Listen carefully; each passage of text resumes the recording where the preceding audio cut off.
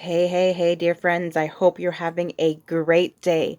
I'm coming to chat with you today on Freedom Follow Up Friday to come chat with you about three main things. This video is especially good for people who are in business, who are in sales, or anybody who wants to grow their network or grow their relationships. This is three wonderful, great tips that will help you better impact others and help you in your follow up. So, number one is so important, and that's change your mindset when it comes to follow up. I used to be a manager in retail, and when you're walking through a mall, there are people who will walk by your store and never go in. There are people who will walk into your store and come out and never buy something. It's just like billboards.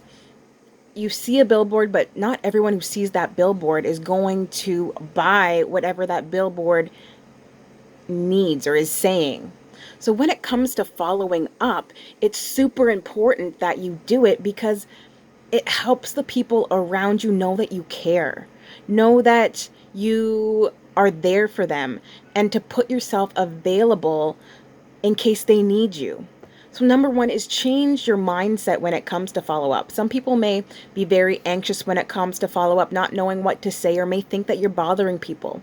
But if you stick to these simple rules on follow up, you'll be so much better off. So, change your mindset. Think of all the reasons why you want to talk to the people around you, why you want to do these follow ups. Think of all the things and the relationship that you get to build. Because if you talk to somebody once, well, they're not going to pay any attention. They're not going to care. But if you constantly set a routine to follow up on people, they know that you care. They know that you're available, and you're going to. They say that after 5 to 7 touches on somebody, that's when they'll actually buy. And it's not necessarily about buying, but they do say the fortune is in the follow up. It's about the value you get to bring. So, number one, change your mindset when it comes to follow up. Think of all the great things that's going to come from this. Think of the relationship you get to build from doing this follow up. Two, designate your days, designate campaigns. So, when you go to a doctor, they will always set another day to follow up. They will always say another day of when you're coming back to see them. I do Freedom Fridays, Freedom Follow Up Fridays. So I make sure I'm following up with people every Friday. I follow up with people every all day throughout the week, but Friday and Thursdays are my main days to be able to do follow up. I know, again, designated days. I set birthdays into my schedule, people's birthdays, so I'm calling them up. These are great ways to be able to have designated days to follow up. So set a day to be able to do those follow up. And lastly is share value. This is the main thing when it comes to follow up. Make sure that you're always sharing value to people. And this is going to take the anxiety or whatever feelings that you have when it comes to follow up, and it's going to blow it out of the water because every single time you touch on someone, you're giving them a little extra gift. You're sharing them a little, one of the things that you never got to share with them before.